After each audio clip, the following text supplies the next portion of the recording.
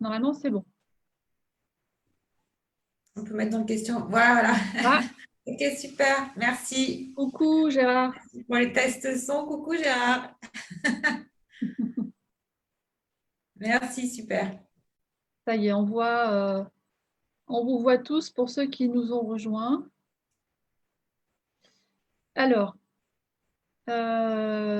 juste pour ceux qui ne connaissent pas Zoom, alors on est en même temps en live sur Facebook. Donc, même si vous n'êtes pas inscrit au webinaire, vous pouvez en fait juste regarder en live le webinaire, mais vous ne pouvez pas intervenir. De toute façon, nous n'avons pas en fait Facebook en face de nous pour voir vos questions éventuelles que vous mettrez en commentaire.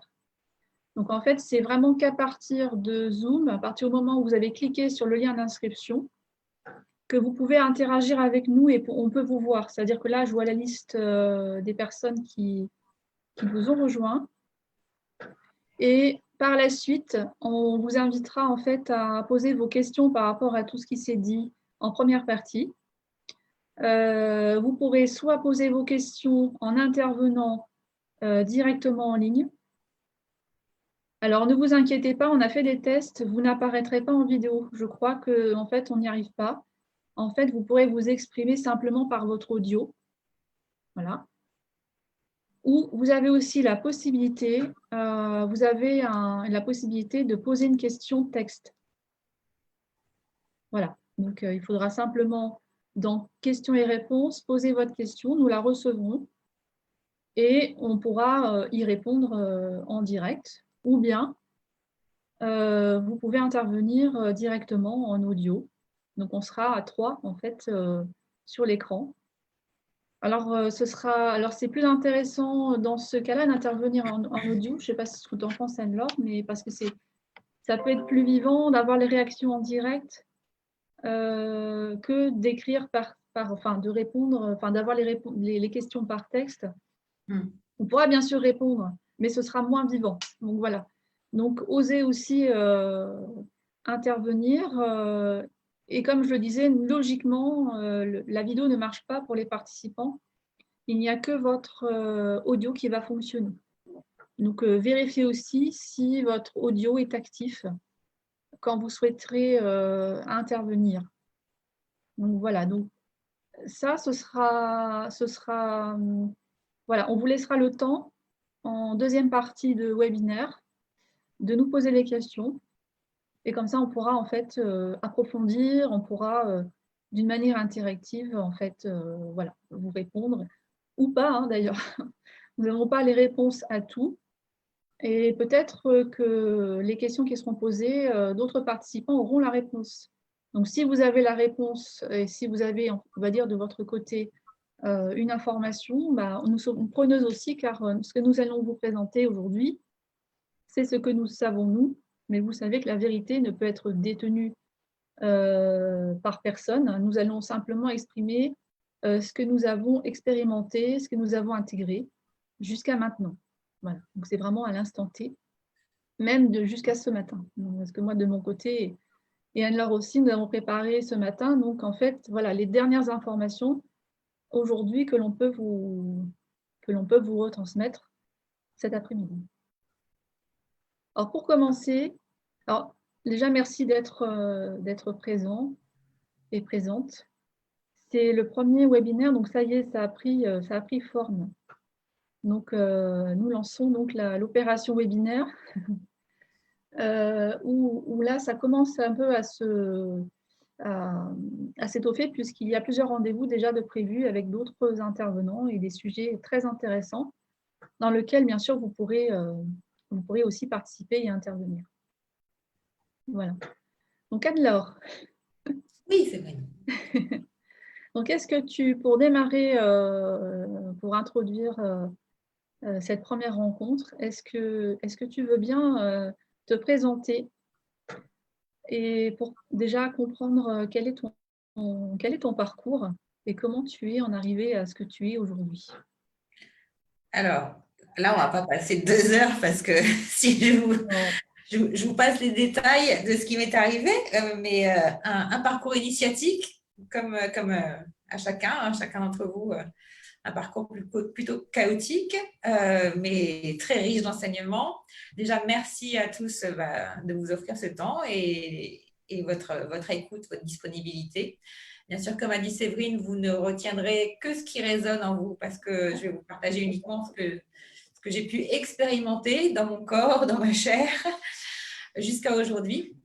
Mais si vous êtes là en face, il n'y a pas de hasard, certainement qu'en tout cas, ça va résonner pour partie en vous, parce que je pense que nous sommes là dans cette période d'incarnation pour expérimenter cette période de changement, cette transition, ce changement de société. Là, on est tous à l'arrêt, et être à l'arrêt dans les conditions, là, je dois déjà poser une première intention pour tous, parce que tout le monde vit cette situation. Il y a toujours un bon côté des choses, c'est toujours un mal pour un bien. Et je pense particulièrement à ceux qui sont en première ligne, mais tout le monde aussi est affecté. Et en fait, c'est un chemin qui nous amène vers l'unité. Donc, n'oublions pas cette unité. Il n'y a pas plus difficile pour l'un que pour l'autre. On est tous concernés. Et pour agir au niveau collectif, moi, ce que j'en ai compris, c'est qu'il faut agir au niveau individuel. Et en tout cas, j'en ai compris parce que c'est par la connaissance qu'on va se libérer de nos peurs, se libérer de nos systèmes de croyances et pouvoir participer, apporter cette petite pierre à l'édifice en étant déjà pleinement nous-mêmes, en essayant de vivre cette vie au mieux, dans les meilleures conditions, en transformant tous ces scénarios de peur, de colère, en espace de sécurité et de joie. Et c'est un travail que moi j'ai compris en fait, qui était à l'intérieur, parce que ce que l'on vibre, ce que l'on vit, c'est à l'essence de ce que l'on vibre. Donc, c'est pour ça qu'avec Séverine, on a voulu faire ce premier webinaire sur la connaissance de notre corps physique et des corps subtils. Voilà. Au jour d'aujourd'hui, à ce jour, je vais faire rire Gérard avec au jour d'aujourd'hui. Je ne sais pas si c'est français, mais c'est souvent ce que je dis. Au jour d'aujourd'hui, j'exerce l'activité de thérapeute. Voilà, je m'appelle Anne-Laure Leroux Agapé. Agapé, c'est le nom de mon âme. En tout cas, c'est le nom qui m'a interpellée il y a quelques années. Quand, après avoir bien expérimenté la matière sous toutes ses formes, j'ai dit stop à la souffrance. J'ai voulu dire stop à la souffrance. J'ai voulu comprendre en fait pourquoi tout ce que j'essayais de faire et de bien faire en fait ne m'amenait pas à un état de paix, de sérénité, de joie, ni même à la santé physique. Et donc, j'ai poussé les barreaux de ma cage et de là, j'ai essayé de comprendre. Et sur ce chemin, j'ai entamé, en fait, alors que je travaillais dans le marketing, rien à voir avec ce que je fais actuellement, je me suis mise à étudier, aussi bien en transgénérationnel, en hypnose, des connaissances aussi bien scientifiques que holistiques. Je suis partie aussi en Inde, découvrir à la découverte de mon corps dans des cures ayurvédiques, dans des formations, des enseignements, aussi bien bouddhiques, holistiques, scientifiques, etc. Et de tout ça, j'en ai une certaine connaissance. Et surtout, j'ai transmuté un certain nombre de programmes d'auto-sabotage que je portais en expériences enrichissantes. Et c'est ce que je souhaite vous partager à travers ce webinaire. Voilà, donc ce premier webinaire sur le corps physique et les corps subtils, on va commencer peut-être pour terminer en fait. J'en ai créé en fait la méthode Agapé avec tous ces outils que j'ai pu récolter. Certains sont des outils qui ne sont pas des outils, c'est vraiment des enseignements qui sont sacrés. Voilà. La méthode Agapé, ce sont des soins audio avec l'énergie cristalline et le pouvoir du verbe. Qui permettent en fait de réinformer toute notre conscience cellulaire. Et pourquoi c'est aussi puissant? C'est parce qu'en fait, on passe d'un corps carbone à un corps cristallin. On va accéder à notre âme, à la vérité de notre être. Et en fait, nous possédons 8 grammes de quartz. On est d'essence cristalline, nos corps sont d'essence cristallin. Et donc, par la transmutation en fait, de toutes nos mémoires cellulaires, on va pouvoir révéler, accéder à notre âme, accéder à d'autres dimensions de notre être, et se libérer pour pouvoir grandir, parce que je pense que c'est un processus d'évolution que l'on vit, et donc de passer d'un système involutif à un système évolutif. Voilà. Donc, j'accompagne en présentiel et à distance, parce que le principe de la méthode Agapé, c'est de mener la personne vers son autonomie Et donc, la personne, bon, bien sûr, je l'accompagne en séance par téléphone pour comprendre les programmes d'auto-sabotage qu'elle porte. Et ensuite, l'autonomie se fait par l'écoute des soins qui va donc, puisqu'on transforme l'intérieur, transformer l'expérience de vie extérieure. Voilà. Excuse-moi, je t'interromps. Vas-y. Oui, ce que tu exprimes, c'est ce qui est intéressant aussi de bien comprendre, c'est qu'en fait, tout est déjà là. Tout est déjà là. Alors après, voilà, je te redonne la parole après, et puis après, je commencerai j'introduirai, on va dire, les origines des corps subtils. Tout est déjà là. En fait, le travail que toi tu fais ou d'autres permettent de faire, c'est simplement de décloisonner les corps, décloisonner intérieurement notre être, afin d'ouvrir le regard et d'ouvrir notre conscience à tous les autres plans qui nous habitent. Voilà. Donc, les corps ne sont pas à développer, ils ne sont pas, comment dire, à faire grandir, ils sont déjà là. Voilà. Sauf que nous nous identifions, et ça fait partie, comme tu le dis, de l'évolution, nous nous identifions à nos souffrances, à nos épreuves, ce qui fait que nous regardons que d'une petite lorgnière au lieu de regarder beaucoup plus vastement de ce que nous sommes. Et c'est ça qui nous empêche quelque part d'appréhender notre être en totalité. Mais là, ce que je vais après vous présenter, c'est de vous montrer qu'en réalité, tout est là. C'est juste une question d'ouverture de conscience et de regard et d'identification. Donc, ce que tu proposes, toi, Anne-Laure, finalement, c'est d'aider à se désidentifier de la souffrance. Alors voilà, il y a tout un processus de libération cellulaire, libération de l'ADN. Voilà. C'est ça. Et d'apprendre justement à se reconnecter à nos émotions, parce que s'il y a bien quelque chose de vrai dans ce monde virtuel, c'est notre expérimentation à travers nos émotions. Voilà. Et le faire et de transmuter justement tous ces programmes de façon à faire d'une émotion désagréable une émotion agréable fait qu'on se place justement dans cet état d'agapé de l'instant présent et qu'on va accueillir la vie. Et comme tu dis, tout est déjà là, tout est déjà écrit quelque part. Sauf que le mental, le petit personnage, voilà, est habitué à fonctionner en action-réaction, soit dans le passé, soit dans le futur. Donc, toujours effectivement dans une zone d'inconfort, de peur, d'insécurité. Alors que quand on se place dans notre âme, dans notre cœur et en conscience, on est toujours au meilleur endroit, au meilleur moment. Ce qui ne nous empêche pas de vivre des expériences de vie qui sont comme ce qu'on vit actuellement, mais on les vit avec de la sérénité, on les vit en conscience, avec du discernement, et on ne donne plus notre pouvoir à l'autre. Voilà, on reprend pleinement, pleine possession, oui, de notre présence je suis. Ce n'est pas un hasard qu'on vive ça actuellement dans cette période de carême. C'est une invitation aussi à tous, à chacun, sans dogme, sans religion. C'est juste la période. C'est quand même curieux, hein, on répète depuis des décennies, etc., la même histoire. Là, on parle encore de guerre. Mais là, en fait, on a l'opportunité de se rencontrer soi, de vivre ce désert à l'intérieur de soi, de comprendre ce que l'on porte soi. L'autre, il est aucunement responsable de ce que l'on vit, de ce que l'on vit. Et c'est ça, le processus d'individualisation, c'est ça. C'est ce que je vis, c'est ce que je vibre. En quoi, en fait, je vis des émotions désagréables? Qu'est-ce que je porte en moi qui fait que je continue de vivre ça? Et ça nous amène à notre responsabilité individuelle et donc collective. Tout à fait.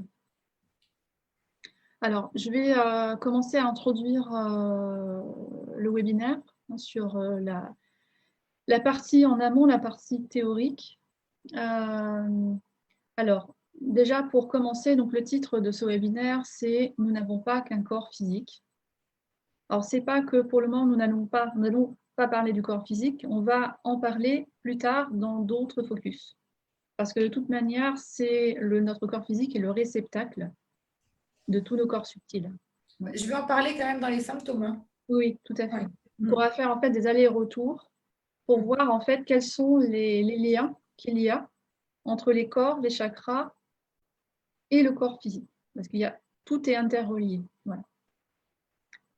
Donc là, ce que je vais vous présenter là, je vais essayer de faire vraiment concis, simple et rapide pour pas trop que, voilà, que ce soit trop, trop théorique non plus.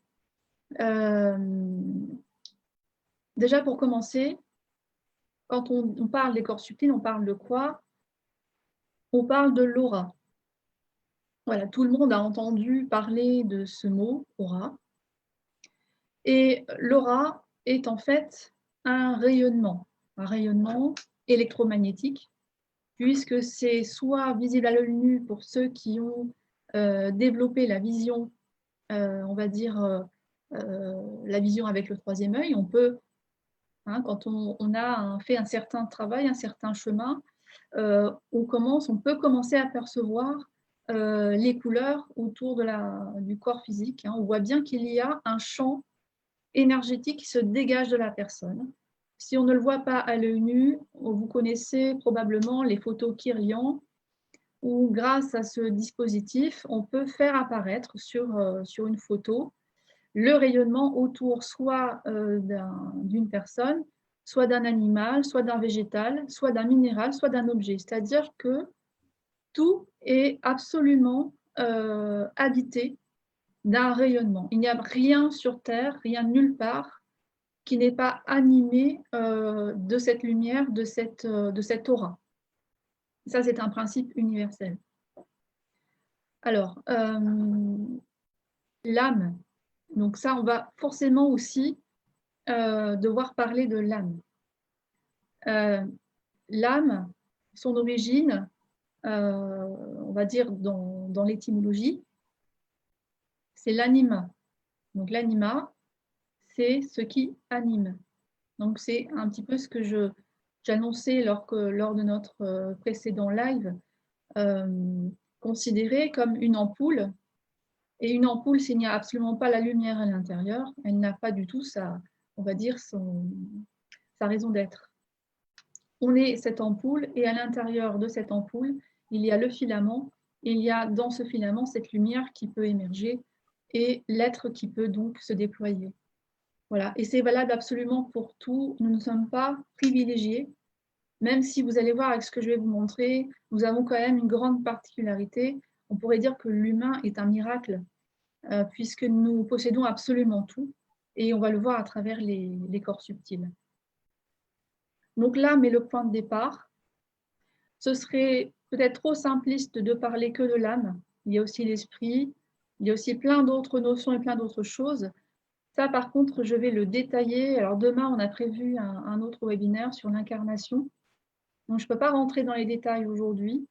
Mais par contre, demain, je vais pouvoir vous l'expliquer un peu plus précisément, puisque si on parle d'incarnation, on va parler de l'enveloppe physique, on va parler de l'âme, mais aussi de l'esprit, hein, qui sont des notions qui s'imbriquent, mais qui sont différentes.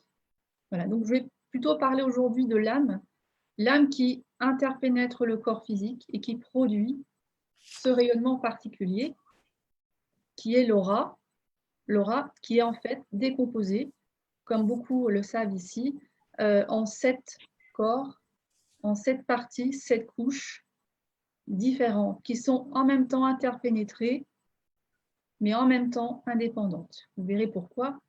Donc là, je vais vous l'expliquer. Alors, je vais, pour commencer, vous partager une photo, enfin un schéma. Un schéma que vous connaissez pour la plupart ici, qui représente en fait le descriptif des corps subtils. Donc, normalement, vous allez pouvoir le voir. Je pense que ça marche. Oui. Voilà un schéma simple que vous connaissez peut-être déjà, qui décrit, qui montre en fait que nous sommes constitués. Donc déjà, vous voyez le rayonnement avec plusieurs couleurs et avec donc plusieurs couches ici qui ont des noms. Donc le corps physique, le corps éthérique, le corps émotionnel, mental, causal, bouddhique et divin. Bon, pour l'instant, peu importe les noms, on verra ça plus tard parce qu'on va le détailler ensemble.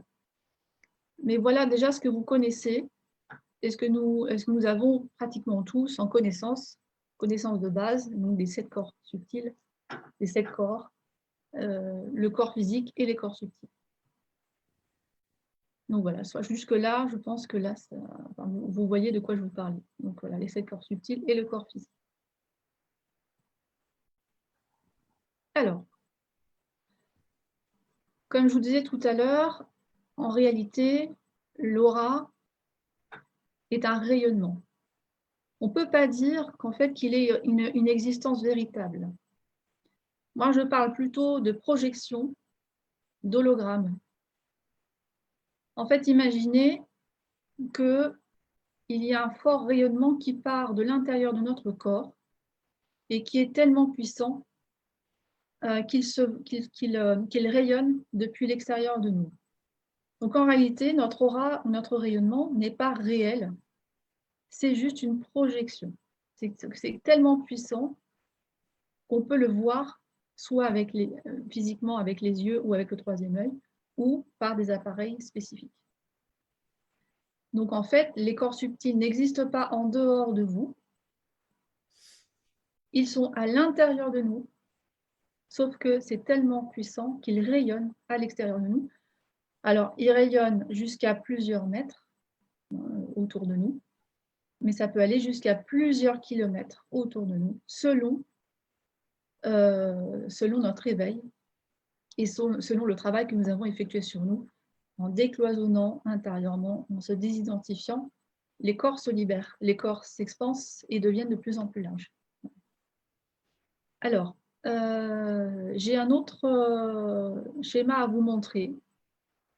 Alors, vous allez voir, ce n'est pas un schéma de corps subtil, et vous allez voir, ça va en fait me permettre de vous expliquer les notions de l'origine des corps subtils. Alors je ne l'ai pas ouvert, juste 2 minutes. Voilà.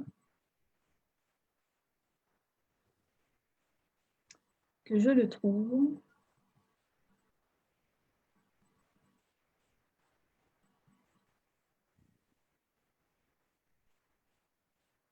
Voilà, ça y est.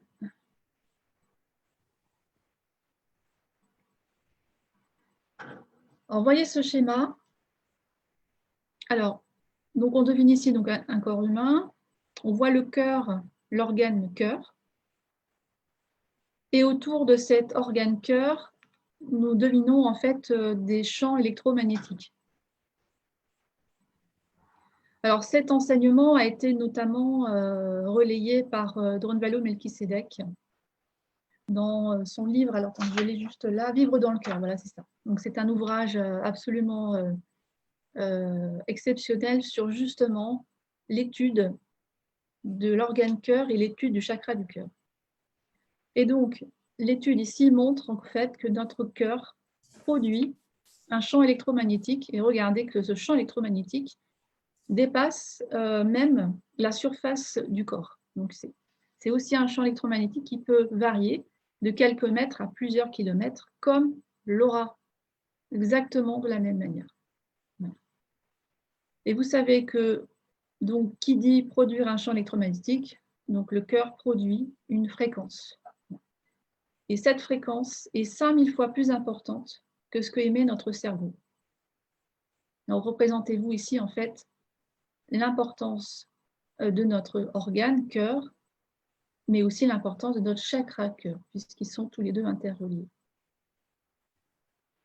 Donc, la source de notre rayonnement, nous le voyons ici, ce n'est pas très compliqué à comprendre, provient de notre chakra cœur et provient de notre organe cœur. Et ce cœur qui bat dès les premières heures de notre existence, jusqu'au moment où nous décidons de quitter notre corps. Sans lui, sans cet organe, sans cet espace du cœur, nous ne pouvons exister. Ça, voilà, pour moi, c'est quelque chose de clair. Donc, je vais arrêter le partage de ce schéma.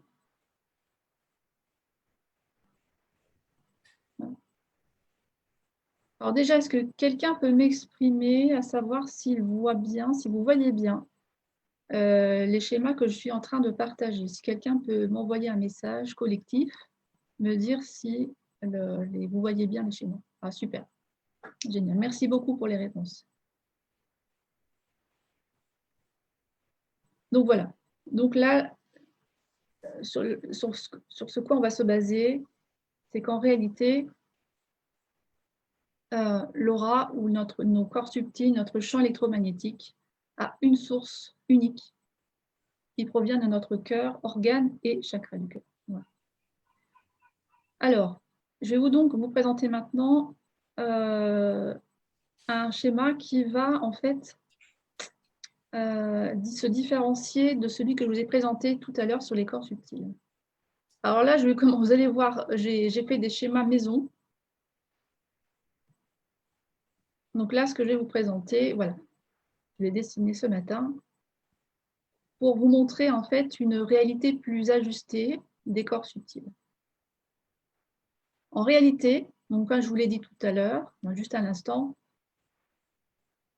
les corps émanent depuis notre cœur, en réalité.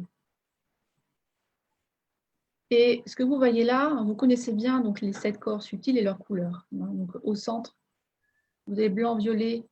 Alors le chiffre 7, c'est en fait le dernier corps, le corps divin. D'accord ? Et ainsi de suite, on va dire l'aura de couleur bleue, c'est le corps subtil numéro 6, après le corps subtil numéro 5, etc., etc., etc.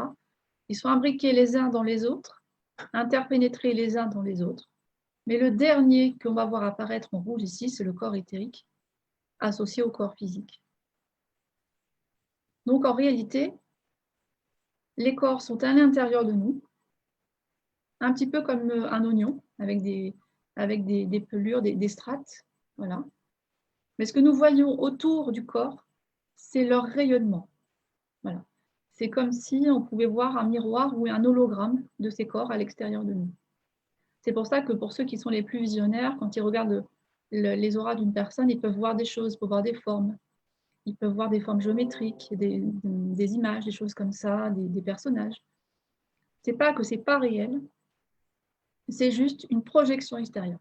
Mais tout, en fait, est à l'intérieur du corps.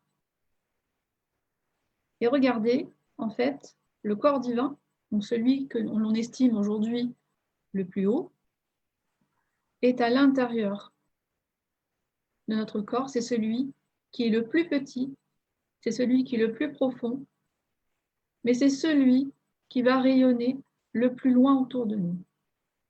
Car tout ce qui est petit, plus les choses sont petites, plus elles sont puissantes. On voit bien au niveau atomique, si malheureusement, dans l'exemple de la bombe atomique, si on fait exploser une bombe pareille, on sait très bien qu'on a des dégâts absolument énormes. Voilà. Et pourtant, on a fait intervenir des éléments extrêmement petits. C'est exactement pareil à ce niveau-là. Donc voilà plutôt le véritable ordre des corps subtils, en sachant que finalement, notre corps physique serait le plus grand. Alors bizarrement, vous pourriez penser, ben non, c'est le corps divin le plus grand. Eh ben non, c'est une illusion, c'est un effet miroir. En réalité, c'est notre corps physique qui est la limite de notre être. Et le cœur, c'est le divin. Voilà. Sauf que dans le rayonnement, c'est inversé.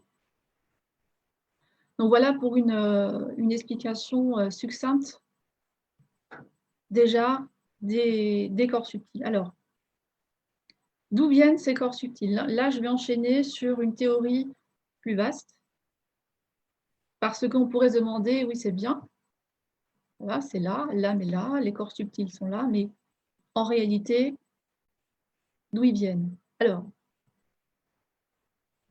j'ai bricolé un nouveau schéma pour essayer de vous faire comprendre un principe, le principe de la création, parce que sans cela, je vois Véronique qui m'a dit, Séverine, on ne te voit plus.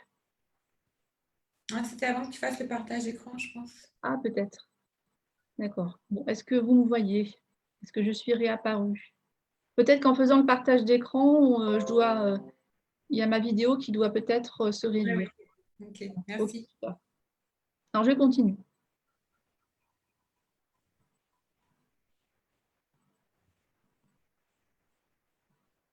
Ne prenez pas peur de ce qui va se passer.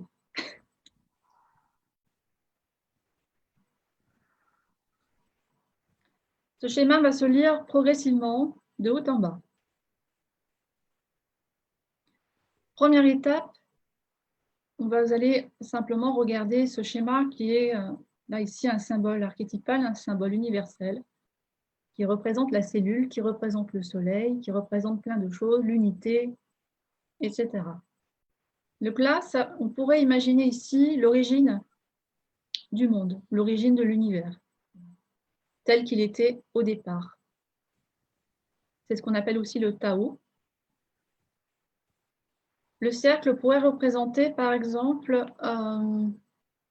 l'impermanence, pourrait représenter la symbolique du Père, la symbolique du masculin divin, du masculin universel. À l'intérieur, le petit point noir serait, vous l'avez bien compris, on va dire son alter ego féminin. Voilà. Le Père contenant, ou le masculin, et le féminin à l'intérieur.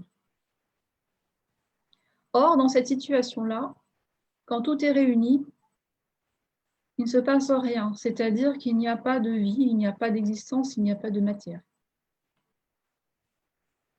Pour que cela se passe, il s'est passé ce qui s'est passé il y a très longtemps. Vous avez entendu parler bien sûr du Big Bang, qui est la rencontre de l'antimatière et de la matière.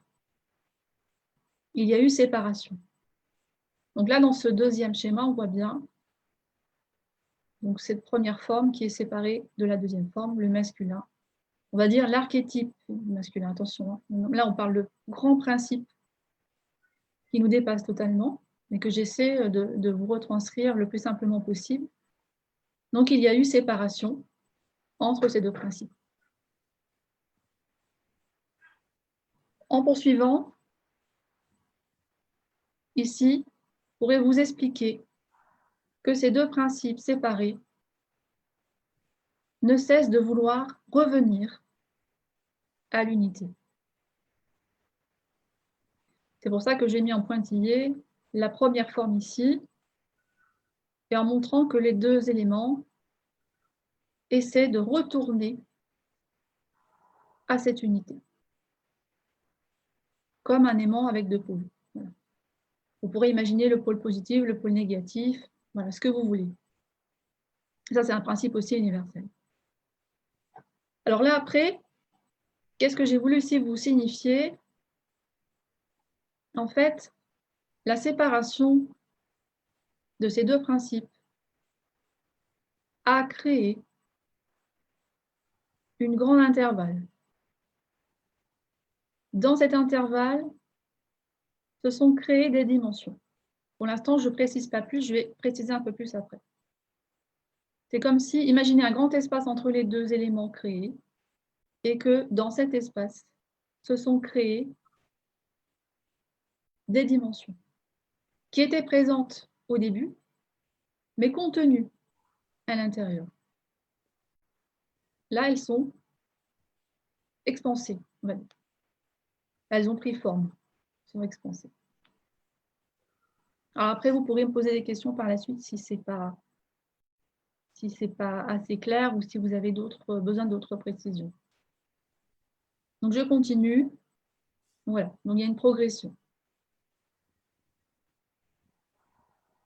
Donc, cette partie-là, on considère que c'est la lumière pure.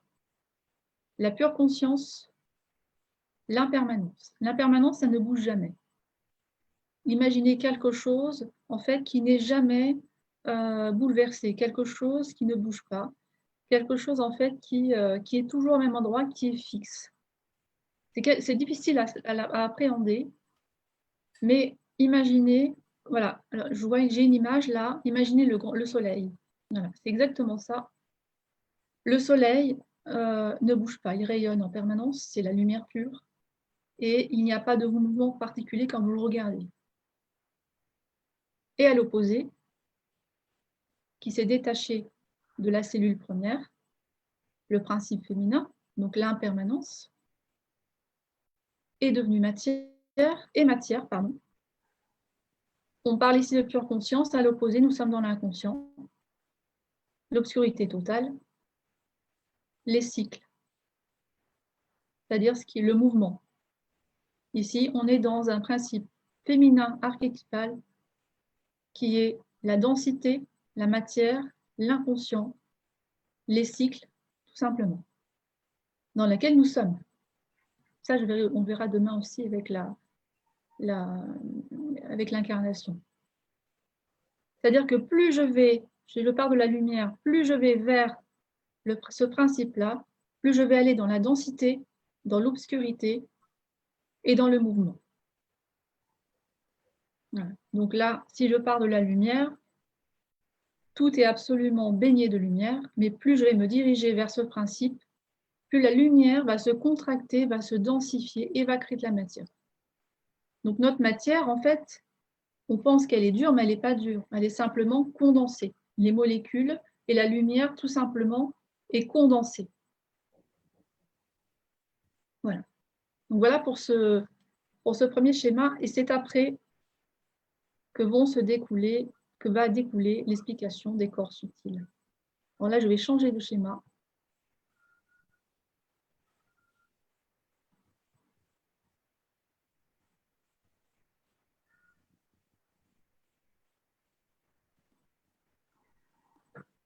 Alors voilà, on y arrive, puisque vous voyez les couleurs que vous connaissez, les couleurs des corps subtils, les couleurs des chakras, les couleurs en fait de la diffraction de la lumière, tout simplement.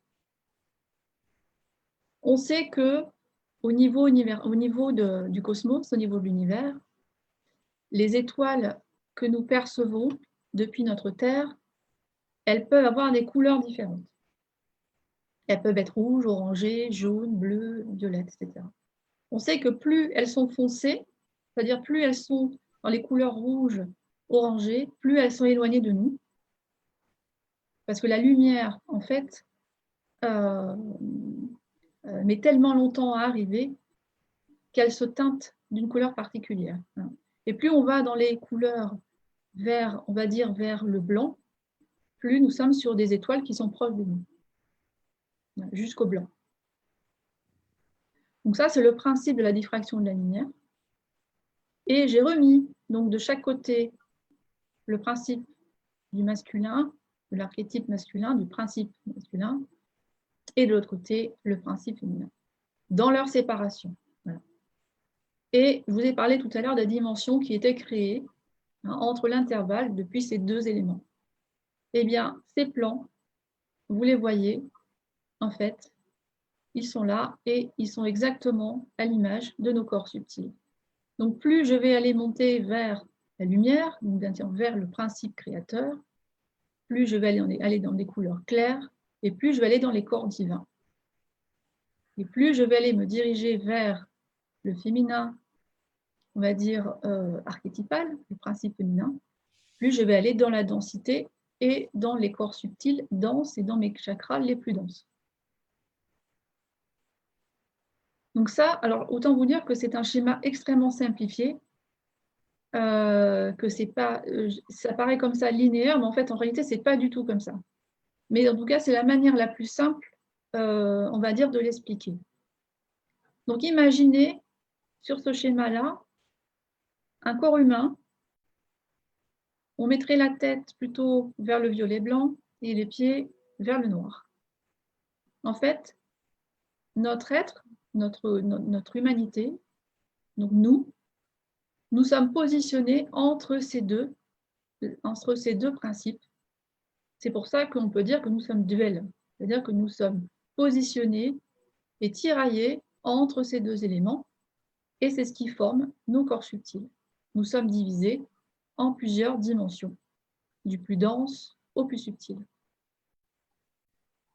Donc ça, je pense que ça, vous pouvez comprendre au moins déjà ce principe-là. D'ailleurs, quand vous passez la lumière du soleil dans un prisme ou dans un cristal, nous avons exactement la même diffraction.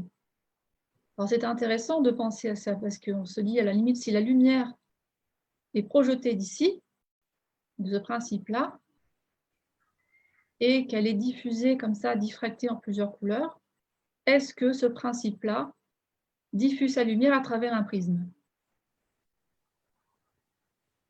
Ça ne peut pas être tout droit comme ça peut être linéaire. Moi, je pense, en fait, ça c'est juste pour moi, on va dire un concept qui me parle en ce moment. Cette lumière-là diffuse, on va dire, à partir d'un prisme. Et on pourrait imaginer une forme. Alors moi, ce que je vois, c'est un diamant taillé avec énormément de facettes. Et je verrais bien ce principe-là au cœur du diamant et qui diffuserait sa lumière tout autour. Voilà. Et ça crée les plans, ça crée les dimensions, ça crée les différents mondes, les différents mondes parallèles. Bon, ça, c'est autre chose, mais en tout cas, pour vous dire qu'en fait, c'est bien plus complexe que ça, en réalité. Voilà. Donc, imaginez en fait comme si on avait au-dessus de la tête un énorme soleil qui nous illuminait du haut. Et puis, au fur et à mesure qu'il va illuminer notre corps, forcément, la lumière va être filtrée, va être diffractée jusque sous nos pieds, où il n'y aura plus de lumière, puisque la lumière ne pourra plus traverser la densité. Voilà. Nous sommes composés de tout cela. Alors, ici, juste en dessous, donc le plan d'évolution de l'inconscient au conscient, c'est notre plan d'évolution. En tant qu'être humain, je parle vraiment qu'au nom de l'être humain. Nous partons de là pour arriver jusque-là.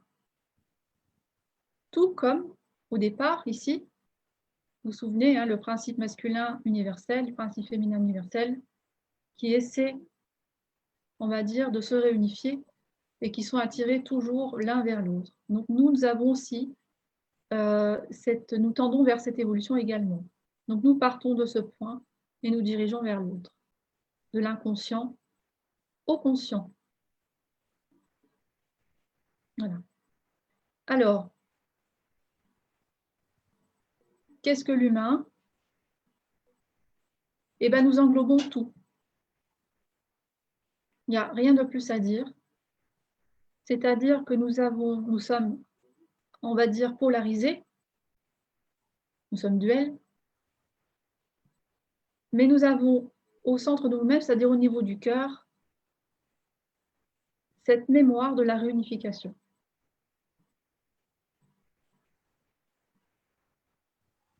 Rien que pour moi, juste d'observer que nous portons cette couleur, cette corps subtil, m'indique forcément que nous avons déjà tout. Voilà. Sauf que, comme on en parlait tout à l'heure avec Anne-Laure, sauf que dans notre conscience, nous la dirigeons, nous nous identifions, on va dire, à des petites parties de nous, hein, comme les peurs, par exemple, les souffrances et autres choses, hein, qui sont à plusieurs niveaux, bien sûr. Et nous ne voyons pas tout ce que nous sommes, et nous n'explorons qu'une toute petite partie de ce que nous sommes. Voilà. Alors, c'est bien plus complexe.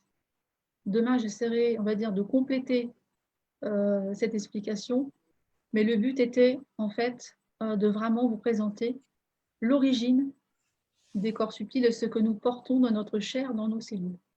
Voilà. J'espère que ça a été pour vous, on va dire, assez clair. Voilà. Et vous pourrez vous poser vos questions tout à l'heure si vous voulez. Et autant dire que je n'ai pas tout dit. Donc, je me suis vraiment réfrénée sur plein de choses. Donc là, j'ai vraiment essayé de présenter le maximum de choses dans très peu de temps. Donc voilà. Est-ce que, alors, tu veux prendre la continuité de l'exposé? Ok, déjà, on va faire une profonde inspire-expire pour bien intégrer ça, parce que l'inconscient, il sature à quelques minutes. C'était super intense et tout ça, donc respirons bien. Très riche, merci. Donc, je vais prendre la suite.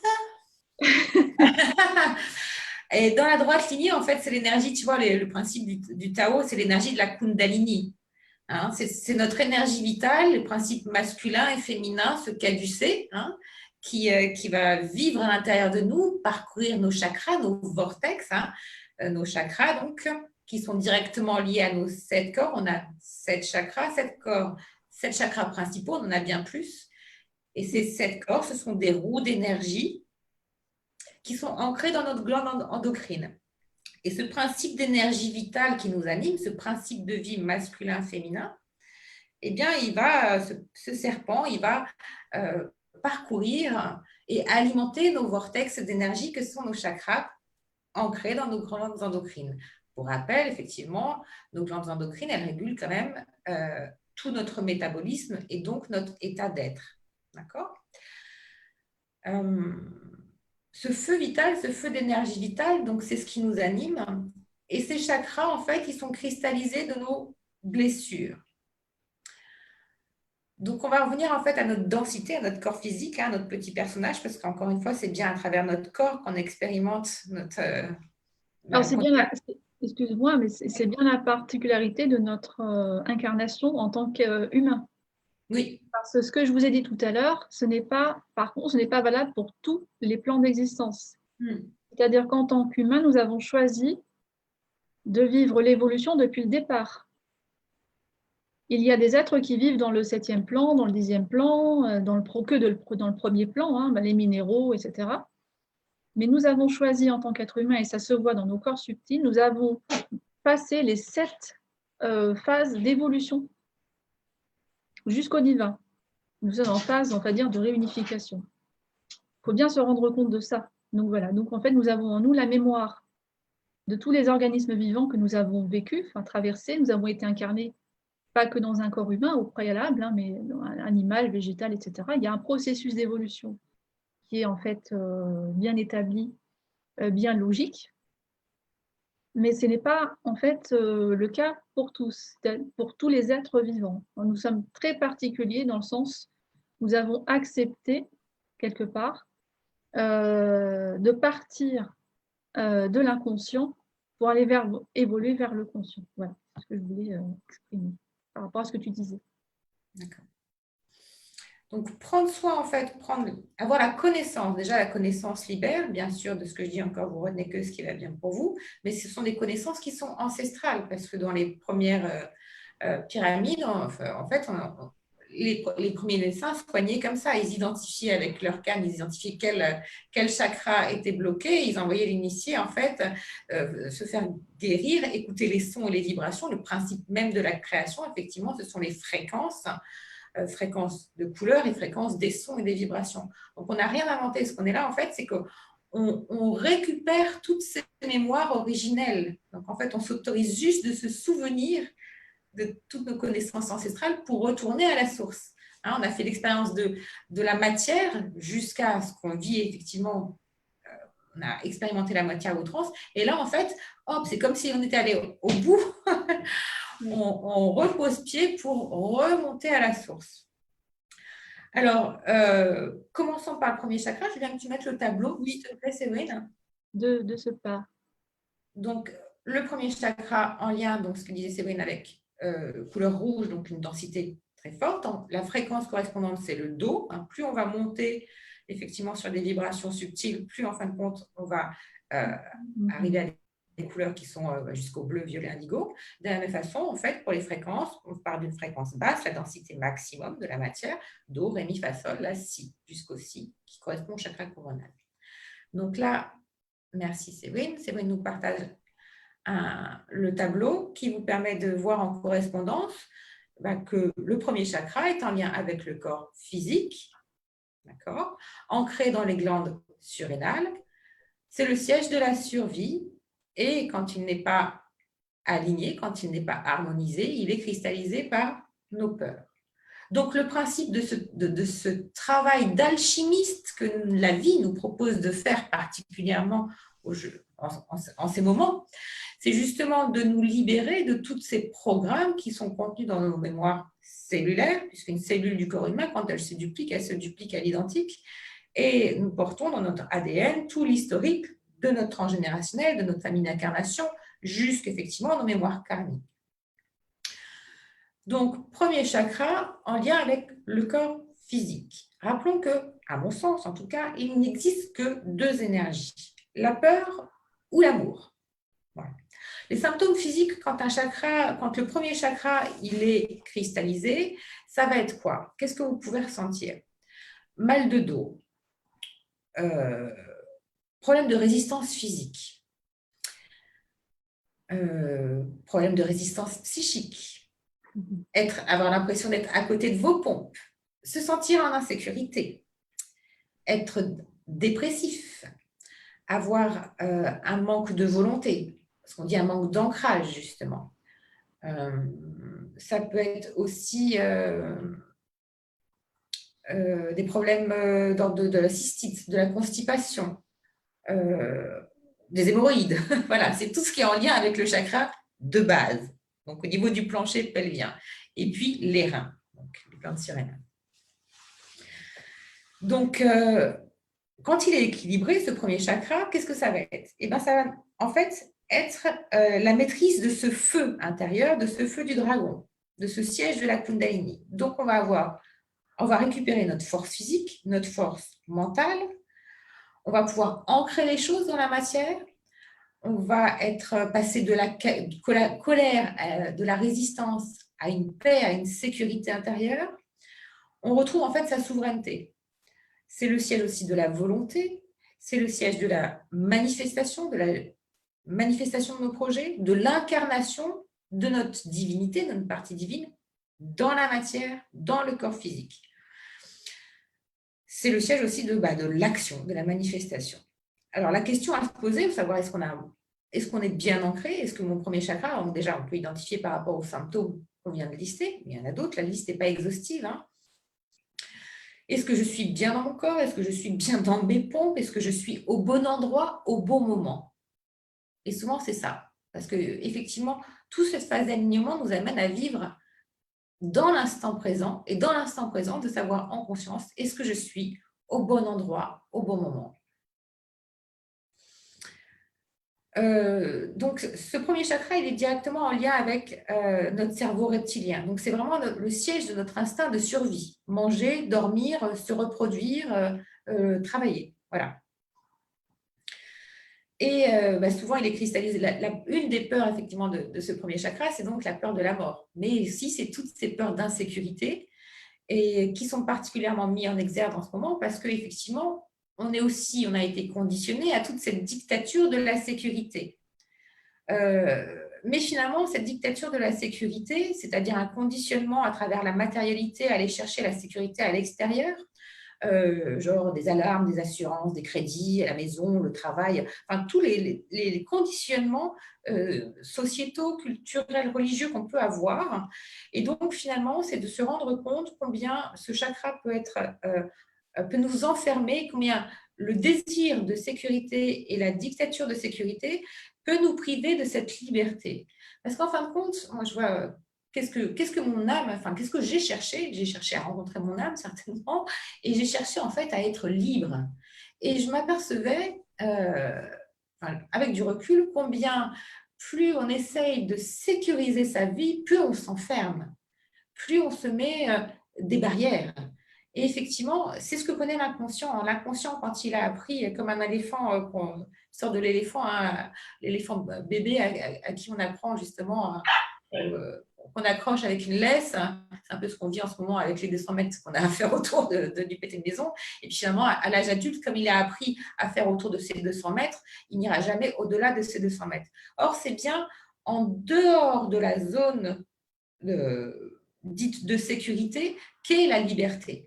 Et on est tous amenés aussi à revisiter nos croyances aussi sur qu'est-ce que c'est la liberté finalement pour moi, qu'est-ce que c'est l'espace de sécurité que je considère être juste pour moi et non pas que l'autre veut m'imposer. Voilà. Est-ce que les crédits à la consommation, est-ce que le fait de mettre son argent à la banque, c'est un espace de sécurité réellement pour moi aujourd'hui? Voilà. Et encore une fois, on est toujours, ça nous place dans l'instant présent et pas par peur du futur en fonction de nos conditionnements passés. Et donc, ce qui fait qu'en fait, on n'est jamais dans nos pompes, on va toujours être dans un espace d'insécurité, ballotté entre ça s'est produit comme ça avant, donc ça sera comme ça demain. Non, C'est parce que je suis vie en conscience et je vis dans mon espace de sécurité au jour d'aujourd'hui que je suis à l'écoute de mes besoins. Besoin, c'est un autre chakra, donc on va voir plus loin. Que je peux être en pleine sécurité et que je peux être en pleine liberté d'être. Voilà. Deuxième chakra, le corps éthérique, donc relié au système reproducteur, c'est le siège du plaisir. Et il est bloqué par la culpabilité. Alors, bon, on identifie effectivement combien aussi on porte nos croyances, des loyautés familiales, des hommes et des femmes de notre système, en lien avec cette fameuse culpabilité, combien on ne s'autorise pas à, ou combien aussi de l'extérieur, si on vit de la culpabilité, c'est que l'autre appuie effectivement sur une blessure existante. Sinon, on n'en aurait pas. Voilà. 32e chakra, en fait, donc c'est la naissance des émotions. Le corps éthérique alimente le corps physique. Peut-être que tu y reviendras demain, certainement, je pense. Hein. Les symptômes, quand ce chakra, c'est tout, cette roue d'énergie, encore une fois, visualisons les chakras comme des roues d'énergie qui sont bloquées. Hein. Un chakra, en fait, ça prend l'énergie et ça, à l'arrière et ça la retransmet à l'avant. Et bien, visualisons bien que ces roues, en fait, elles sont cristallisées de nos blessures. Et donc, redonner l'énergie juste à ces chakras, à ces roues d'énergie, eh bien, ça permet justement de faire fluidifier l'information, puisqu'on n'est qu'un système informationnel.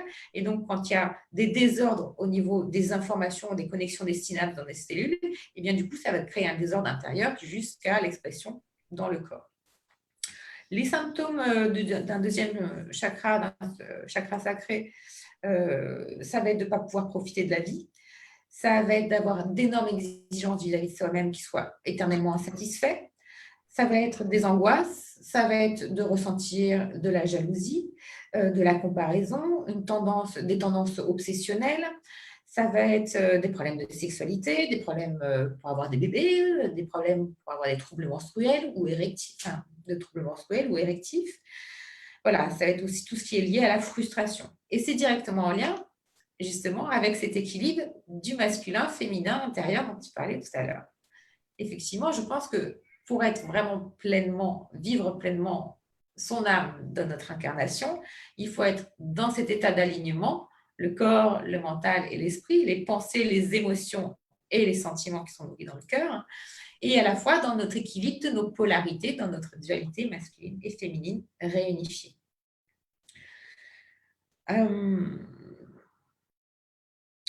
Sur quoi je vais rebondir ensuite? Bon, pour vivre en unitaire, voilà.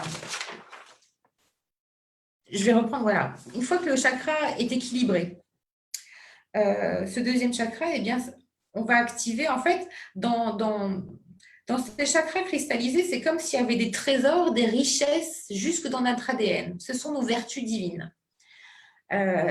Nos capacités, tous nos sens et nos vertus sont là, comme tu disais, mais elles sont comme cachées quelque part. On a besoin d'enlever toutes ces couches, encore ce travail d'alchimiste, pour pouvoir y accéder.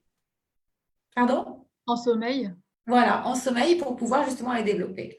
Dans ce deuxième chakra, il y a tout ce qui est justement la foi, la discipline, la rigueur, la persévérance. C'est l'équilibre, selon moi, du donner et recevoir. C'est trouver aussi la voie du milieu, la voie des justes. Ce deuxième chakra, il nous initie vraiment à la vérité de notre âme, de se mettre, en fait, de mettre sa propre volonté, puisqu'on a trouvé cette unité en soi, on la met et on met notre couple intérieur au service de la source, de ce grand tout qu'on a trouvé, puisqu'on l'a trouvé en nous. Et donc, une fois qu'on est dans cet état d'alignement-là, une fois qu'on va voir les autres chakras, et bien du coup, en fait, on peut vivre cet état de liberté et surfer sur la vague de la vie. C'est-à-dire, en fait, on n'a plus qu'à accueillir. On passe du faire à l'être. Et comme tu disais tout à l'heure, tout est là, tout est écrit finalement. Il y a juste à se laisser surfer sur la vague de la vie. Troisième chakra, le chakra solaire, donc c'est l'archétype de l'enfant intérieur, en lien avec le corps astral et émotionnel, ancré dans le pancréas. Donc tout ce qui est lié en fait à la sphère de la digestion des émotions, digestion physique, etc. C'est le siège de la volonté, c'est le siège de la manifestation, et il va être bloqué par de la colère, par de la honte, c'est toutes les blessures de l'enfant intérieur qu'on connaît tous, trahison, rejet, abandon, humiliation, de reconnaissance, j'en passe. On en est tous porteurs de ces blessures, une, voire plusieurs, la plupart du temps héritées de nos parents euh, ou acquises au cours des premiers mois de l'enfance. Donc, cette sphère du chakra, du troisième chakra, c'est vraiment l'expression, le rayonnement de notre être intérieur et de notre enfant intérieur. Lorsque cet enfant intérieur n'a pas été nourri ou n'a pas reçu le socle aimant paternel avec la polarité maternelle équilibrée et la polarité paternelle et maternelle équilibrée, et bien du coup, en fait, cet enfant va, à l'âge adulte, ne pas être coupé de ses émotions. Ce qui fait que beaucoup d'adultes que nous sommes, en fait, nous nous sommes coupés de nos émotions pour répondre, en fait, aux besoins de nos éducateurs ou aux blessures de nos éducateurs. Ce qui fait que si on ne répond pas à nos émotions, si on ne sait même pas les identifier, et les émotions sont des indicateurs de l'état de satisfaction de nos besoins, eh bien, à l'âge adulte, on va se conformer, en fait, à ce qui aura été les injonctions parentales ou les injonctions sociétales. Et donc, on va vivre dans le faux self, vivre dans l'inauthenticité, jusqu'à, en fin de compte, à date anniversaire, souvent s'apercevoir que ce sont des choix qui ne nous ont pas amenés à l'épanouissement d'un point de vue professionnel, d'un point de vue sentimental, d'un point de vue social, d'un point de vue matériel, etc. Parce que on n'a pas, l'enfant, en fait, notre inconscient, qui a l'âge de 7 ans, notre enfant intérieur, s'est coupé de l'écoute de ses émotions. D'où l'importance, en fait, de restaurer ce troisième chakra pour pouvoir ensuite, une fois qu'il est réharmonisé, une fois que cet enfant intérieur, on s'engendre à nouveau avec ses principes paternels et maternels, c'est une renaissance par ces deux principes de vie qui nous habitent, eh bien, on peut faire grandir cet enfant intérieur, recréer cet espace de créativité, de joie, de rayonnement pour la manifester. Et donc, ce travail d'alchimiste va nous permettre, jusque dans notre ADN, d'activer l'harmonie, la créativité, la sérénité, la paix, la volonté, l'estime de soi. Et en soi, je vais très vite sur ces dons, mais quand vous reprenez chaque mot, l'harmonie, la créativité, la sérénité et la paix, comprenez que si chacun fait ce travail d'alchimiste, déjà au niveau corporel, on se sent carrément mieux. Hein, je parle d'expérience, hein, on dort super bien, on a la pêche, etc. Donc, ça joue dans notre corps physique, ça joue dans notre sphère personnelle, professionnelle, etc. Sur tous les plans, on transforme notre vie. Mais donc, du coup, si chacun fait ça, on transforme aussi la vision globale de la vie. On s'aperçoit combien, en fait, on vit dans un système involutif qui maintient, qui contient, qui fait tout pour séparer, alors qu'en fin de compte, quand on se rassemble à l'intérieur, tout est là, comme tu dis. Quatrième chakra, ce fameux portail du cœur, ancré dans le thymus. Alors, le chakra cœur, comme tu disais, a un rayonnement 5000 fois plus capable que le mental. Et s'il y a bien une clé, même si tous les chakras sont, bien sûr, ont leur importance, ont leur essentialité, c'est par le chakra cœur qui est le lien entre notre humanité et notre divinité. Un rayonnement 5000 fois plus capable que le cerveau. Quand on donne les clés de notre vie à notre âme, c'est qu'on donne les clés de notre vie à notre cœur et à notre conscience sagesse. Et là encore, le mental donc, ne vient plus nous polluer, mais il est bien à notre service. Ce mental qui était résistant et qui voulait contrôler et qui à chaque fois se prenait le mur, mais finalement, il est bien utile aussi pour plein d'autres choses, mais en fin de compte, il est plus maîtrisé. Ancré dans le thymus, la sphère de toutes nos relations, et c'est le siège de l'amour, de la compassion. Encore une fois, prenons le sens de chaque mot, amour, compassion, pardon. Voilà. Et s'il y a bien une chose que j'ai l'impression que je suis venue expérimenter dans cette vie, c'est d'arriver à aimer ce qui n'est pas aimable. En fait, on aime facilement ce qui est aimable, mais de trouver cette unité progressivement en soi permet de découvrir l'unité en toutes choses et de voir que chacun est à sa place. Il n'y a pas de bon, il n'y a pas de mal. Alors, c'est facile à dire là, quand on est comme ça, mais c'est vrai que la vie nous envoie des exercices pratiques qui, en général, ne sont pas évidents, hein. Mais plus, justement, on arrive à dépasser ça à travers ces trésors de richesse, des vertus que l'on porte, et plus, justement, on peut se transformer et être notre propre rayonnement et donc rayonner notre présence je suis. Voilà. Donc, thymus, espace de notre relation. Quand le chakra cœur il est cristallisé, bah, ça va donner quoi? Ça va des problèmes d'angine, des palpitations, des problèmes cardiaques, des problèmes pulmonaires, de l'oppression. Voilà. Quand le chakra du cœur est harmonisé, et bien souvent, en fin de compte, bah, ce chakra cœur, il était habitué à donner, donner, donner, donner, et puis pas à recevoir. Voilà. Et il porte toutes ces mémoires de tristesse. Tristesse de cette vie, là, de toutes nos blessures, mais aussi, encore une fois, des loyautés familiales et des mémoires karmiques.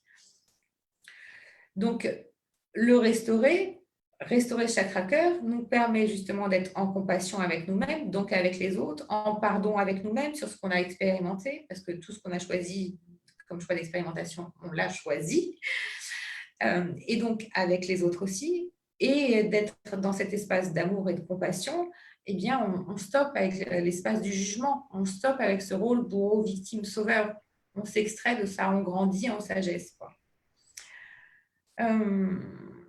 Et par le chakra cœur, en fait, on ressent avec le cœur. Et ça, je trouve ça très beau. Parce qu'en fait, on se connecte à la personne, on se connecte de cœur à cœur, on peut connecter l'âme. Et l'âme n'est pas dénuée de blessures, mais en tout cas, on voit la beauté dans chaque âme.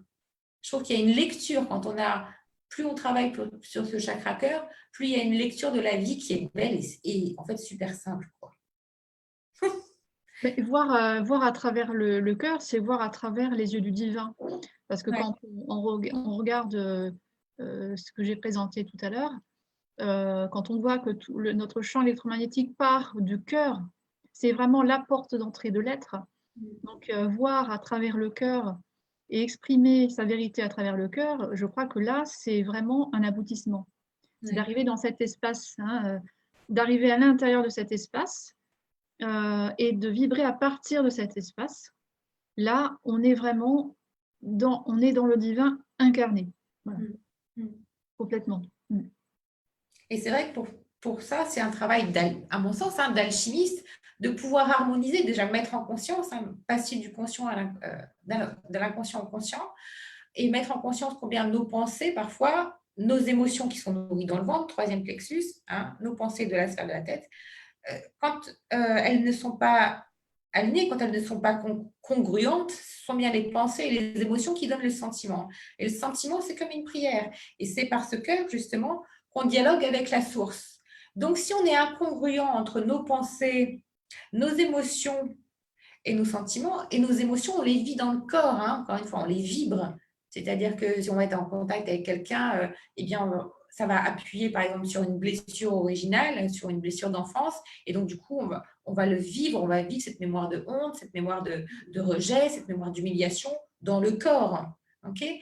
Donc, quand les pensées, les émotions nourrissent un sentiment qui n'est pas aligné, c'est clair que la source va nous renvoyer en fait une expérience sur la même fréquence, sur la même vibration. Donc, si on vibre la colère, si on vibre l'injustice, si on vibre la trahison, si on n'a pas mis en conscience et si on ne s'est pas débarrassé en fait de ces fréquences-là, on va attirer à nous toujours des expériences qui nous donnent l'opportunité de mettre en conscience et de nous débarrasser de ce kyste émotionnel. Voilà. Et par ce chakra cœur, je pense que c'est vraiment, en tout cas, c'est comme ça que j'ai vécu et que j'ai vécu plusieurs illuminations, entre guillemets, c'est des états de grâce. C'est-à-dire, et souvent, c'est quand le cœur il est passé bien dans la machine à laver, hein, qu'il est bien ouvert, qu'à un moment donné, la grâce, elle peut s'infiltrer. Et là, pouf, tu sens cet amour inconditionnel, cet état agapé, et cet état agapé que tu peux le sentir que dans l'instant présent. Voilà. Qu'est-ce que je voulais dire par rapport à ça? Oui, je voulais dire aussi par rapport à ça, science sans conscience n'est que ruine pour l'âme, mais science sans conscience, sans le cœur, n'est que ruine pour l'âme. Parce que pour moi, par le cœur, en fait, ça permet de reprendre la main à ce petit ego, à ce petit personnage qu'on a tous, et justement d'unifier la partie spirituelle, parce qu'on peut aussi baigner, se faire un bain de spiritualité pendant 20 ans, faire toutes les formations de la planète, faire tous les, voilà, etc., mais ne pas être dans le cœur. Et je pense que tant que le cœur n'est pas lié à la science, n'est pas lié à la spiritualité, bah pour moi, c'est bullshit. Mais je suis dans le jugement quand je dis ça, mais pour moi, c'est vraiment ça passe par là. Le portail, comme tu disais tout à l'heure, ce vortex, le centre, c'est le cœur, et tu as dit, le cœur, c'est le divin. Voilà. Ouais. Et quand on est dans cet espace du cœur, il n'y a plus de jugement, il n'y a plus de lui, c'est pas ça, moi, je suis ça. Non, il n'y a plus de séparation, en fait. Le 5e chakra, chakra de la gorge, en lien avec le corps causal, ancré dans la thyroïde. Donc, les symptômes, quand il va être cristallisé, ça va être manque d'expression de notre âme, ça va être des problèmes de nuque, des problèmes de cervicales, voire même des problèmes dentaires, des mémoires karmiques, les mémoires familiales, tous les non-dits. C'est le siège en fait des mensonges que l'on se fait à soi-même, parce qu'on s'en fait beaucoup, des mensonges qu'on fait aux autres, des petits ou des grands mensonges, des mensonges qui ne payent pas de mine, hein, mais juste aussi des mensonges pour protéger les autres. Mais en fin de compte, ça reste en fait des mensonges. Donc, tout ce qui est expression de soi, expression de notre présence, je suis. Voilà. Donc, les symptômes, ça va être effectivement problème à la thyroïde, bien sûr, nuque, cervicale, etc. Quand il est équilibré, eh bien, c'est le siège aussi de l'abondance, de la guérison, de la transmission par le verbe, de la parole juste, du verbe sacré, de la connaissance. Et c'est par notre expression qu'on se libère, et par l'expression aussi de nos émotions, qu'en nous libérant, on peut libérer l'autre aussi. Voilà. 6e chakra, 3e œil, en lien, donc ancré dans l'épiphyse et la pinéale. Alors bien sûr, la pinéale qu'on commence à connaître, super, hein, cette fameuse antenne spirituelle, et donc qui est cristallisée aussi de tous les voiles d'illusion que l'on porte, toutes les fausses croyances. À la limite, si on devait, voilà, on peut décider de sortir du jour au lendemain de tout ce système de souffrance et de ne plus avoir aucune croyance. Je crois que ça nous amène aussi à ça. C'est-à-dire que là, on pose un instant T avec nos champs d'expérimentation, mais en fait, quand on arrive à je n'ai plus de croyance, je m'abandonne à la présence je suis, finalement, on laisse le flot de la vie voilà, s'infiltrer en nous. 6e chakra, donc c'est la pinéale, c'est la levée de tous les voiles, c'est l'équilibre aussi des cerveaux droit et gauche, donc la partie rationnelle et la partie intuitive. Et souvent, on a appris, ne serait-ce que dans nos programmes scolaires, à faire marcher toute la partie gauche, mais la partie intuitive, elle était mise à la poubelle. Or, c'est bien justement dans l'équilibre de l'intuitif et du rationnel que l'équilibre peut se faire, justement. Quand le chakra est cristallisé, bien sûr, il va y avoir des problèmes de sommeil, si ça va être un mental qui va mouliner, des problèmes de vue, des problèmes au cerveau, des migraines, des sensations d'être dans l'incapacité de lâcher prise, ou voire même des troubles psychologiques. Voilà. Quand la glande pinéale est décristallisée, quand les deux hémisphères sont à l'équilibre, eh bien, on dort super bien, on discerne, on a une vision juste, c'est comme si on enlevait les voiles, c'est comme si on changeait de lunettes. On voit justement quand on unit le cœur et la conscience, on voit la vie de façon totalement différente. On sort de ce bourreau victime-sauveur, on se responsabilise, on voit l'autre tel qu'il est, puisque quelque part, c'est une mise à nu de tous nos corps, de notre authenticité. Et donc, quand on se met à nu vis-à-vis de soi-même, de tout ce que l'on porte, eh bien finalement, en fait, on voit l'autre par effet miroir, on a une autre vision, mais une vision complètement différente de la vie, de l'expérience, de la scène de la vie que l'on est en train de vivre. Voilà. On accède en fait à aussi, quand ce chakra tourne bien, mieux, à justement le déploiement de nos capacités innées, parce que encore une fois, dans ces chakras, il y a des trésors de richesse, et ça va être la clairvoyance, le clair ressenti, la guidance intuitive, la guidance intégrée, la connexion à cette vérité universelle ou à d'autres plans au-delà de ce qu'on voit avec le monde physique, mais tellement en fin de compte on est aligné, c'est-à-dire qu'on va percevoir par d'autres sens, et comme on va le ressentir, le vibrer dans notre corps, à l'écoute de notre corps, eh bien en fait ça sera notre vérité. Quand on le vibre, quand on le vit, même si c'est surnaturel, même si ce n'est pas visible aux yeux physiques 3D, on sait qu'on a vécu ça. On le ressent. Personne ne peut nous dire le contraire, et donc on n'est plus influençable par des qu'en dira-t-on ou par des impositions extérieures, voilà, par des matrices quelles qu'elles soient. 7e chakra, le chakra coronal, en lien avec le corps atmique, ancré dans l'hypophyse et toujours la pinéale, et c'est le siège de l'énergie cosmique bloquée par tous nos attachements. Alors là, donc les troubles, ça va être troubles de la mémoire, du système immunitaire, des dépressions ou des troubles d'humeur, mais aussi une volonté de découvrir plus de sagesse, plus de vérité, plus de connaissances. Ça peut être aussi une perte de foi. Et là, le seul truc, c'est effectivement, voyons juste sur le fait que tout ce à quoi on s'attache nous attache. Voilà. Tout ce à quoi on s'accroche nous accroche. Tout ce à quoi on tient nous retient. Nos biens physiques, notre voiture, notre maison, c'est mon chien, c'est mes enfants, c'est ma maison, même si on est propriétaire. En fait, on est propriétaire de rien.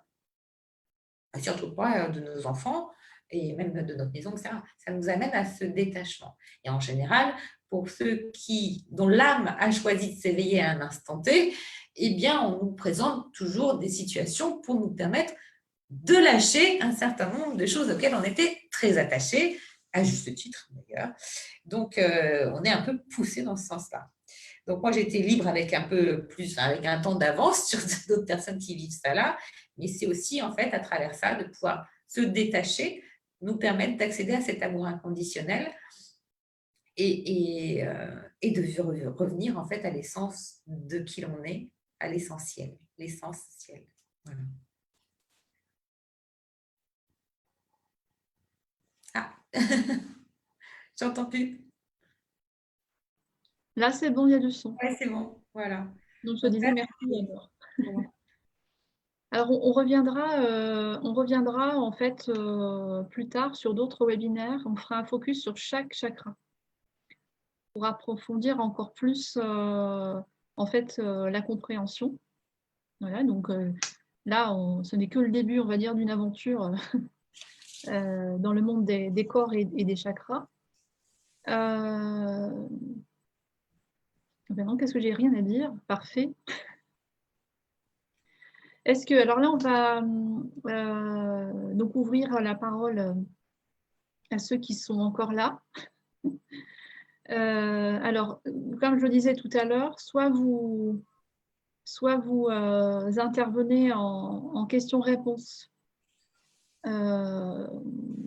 J'ai déjà une question, je la lirai après. Soit vous intervenez en ligne directement. Il faudra juste lever la main, en fait. Vous avez une petite icône, lever la main, je crois que c'est ça. Et on vous verra et puis on pourra vous laisser la parole. Alors, j'ai déjà une question. Alors, question à Séverine. Le diamant taillé en 7 facettes serait-il dans le sous-chakra du cœur, là où il y a l'atome germe? Tout à fait. L'endroit à ne pas toucher car risque mortel. Ben oui. En fait, il existe dans notre ventricule droit, je crois, dans notre cœur physique, il existe une petite chambre minuscule, vide d'air, où effectivement les chirurgiens ne peuvent pas toucher, car s'ils y touchent, c'est la personne qui meurt instantanément. Et selon aussi le travail de Dron Valoum et Kisedek que j'ai rappelé tout à l'heure, en fait, il en parle. Et c'est bien probablement à cet endroit-là que proviendrait. Alors là où est l'atome germe? C'est quoi l'atome germe? On pourrait comparer ça à une sorte de petites puces ou de supports où se trouvent en fait toutes nos informations depuis l'origine. Car nous sommes tous uniques et nous avons tous vécu des histoires différentes, des parcours différents, on a des origines différentes. Donc dans cet atome germe, tout est inscrit. C'est pour ça que nous nous rappelons au fur et à mesure de qui nous sommes, puisque c'est là, hein, à l'intérieur de nous. Oui, je pense que c'est probablement cela. Cette facette, je ne suis pas sûre, je crois qu'il y en a bien plus. Voilà. En tout cas, dans ma vision, il y en a bien plus. Après, voilà, c'est juste ma perception. Alors, il y a quelqu'un d'autre qui a levé la main. Alors, je vais regarder. Alors, qui veut parler? Il posait la question en direct. Alors, oui. Donc là, abondance. Donc, le pseudo abondance. Donc, c'est merveilleux. Donc là, je clique sur permettre de parler. Comme ça, tu vas pouvoir passer en direct. N'oublie pas d'activer le micro, qu'on puisse entendre.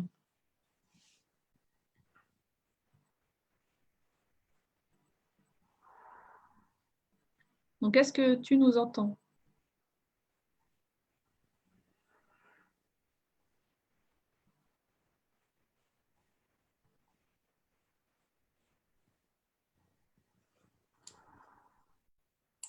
Est-ce que tu peux dire quelques mots pour savoir si tu es bien en ligne?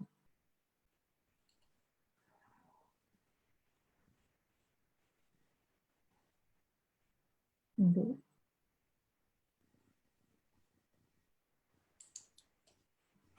Peut-être quelqu'un d'autre à ce moment-là?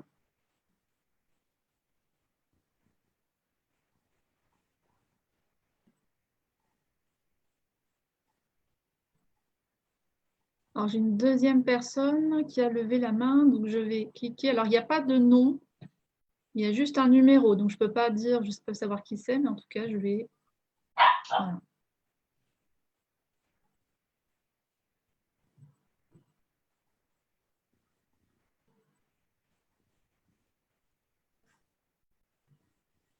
Il y a un truc avec le micro? Comment ça se fait? Ouais, j'ai vu, il y a le micro qui est barré.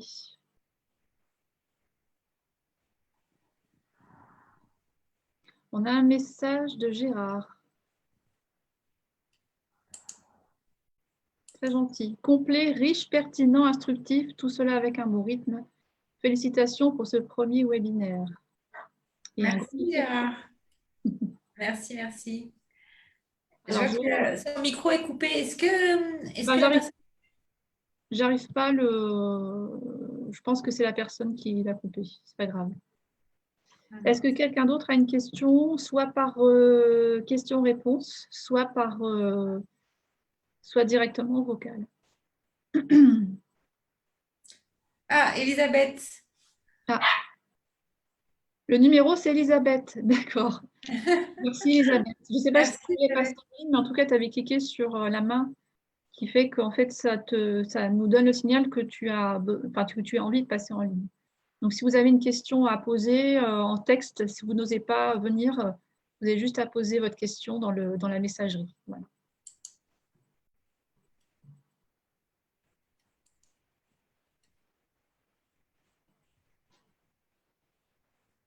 Alors là, Karen, pas de questions. Tout est clair. Bon, c'est rassurant. En tout cas, de toute façon, si c'est clair pour nous, Regarde, permettre de parler. ah, Mais... non, c'est toujours Elisabeth, je crois. Ouais. Ouais, on a toujours le même. Ouais.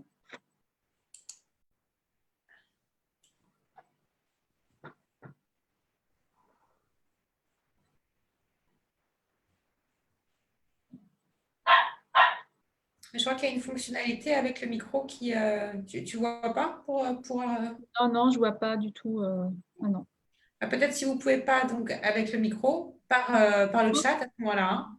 Oui, oui, c'est ça. Ouais, non, j'ai regardé. Ouais. Alors, j'ai un texte qui est arrivé de Ina. Donc, j'ai beaucoup aimé Ina. vos cours. Pardon? J'ai dit coucou Ina. Ah, tu la connais. Bonjour Ina.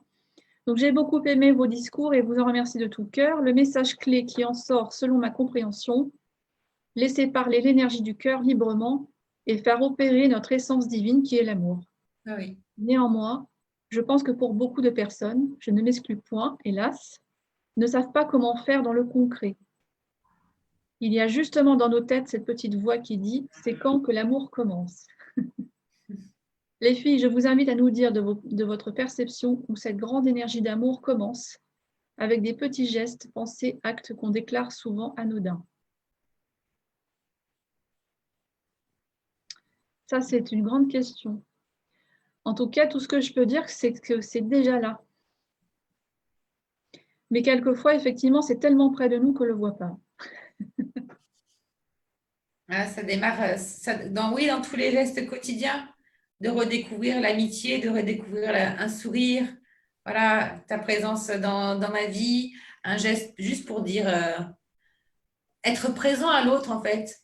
Quand on est dans l'instant présent, euh, et bien souvent, voilà, c'est ça, hein, c'est de se voir dans la glace. Est-ce qu'on est vraiment dans l'instant présent avec l'autre? Est-ce qu'on est vraiment de cœur à cœur? Est-ce qu'on est vraiment dans le 100% avec nous-mêmes et donc avec l'autre? Mais tant qu'on ne s'est pas rencontré soi-même, euh, on a beau avoir le cœur ouvert à donner, à donner, à donner, eh bien, en fin de compte, on peut pas donner à l'autre ce qu'on ne sait pas offrir à soi. Et tant qu'il y a cet espace de souffrance, alors, je ne vais pas dire que la souffrance cesse complètement, mais en tout cas, elle diminue fortement. Elle est transformée par la joie, voilà, et l'amour. Euh, eh bien, c'est une fois qu'on se libère de ça, en fait, on l'apporte à l'autre naturellement et la vie nous offre de multiples occasions quotidiennes sans qu'on ait à chercher une mission de vie, un travail prêt. En fait, tout se met en place par de subtiles synchronicités qui nous dépassent. Complètement. Et comme tout est là déjà, en fait, c'est essayer de définir mes identifications. Alors, je m'identifie à quoi? Alors, ce sont les sous-personnalités, ce sont effectivement les souffrances passées. En fait, ces identifications nous empêchent justement de voir ce qui est juste là.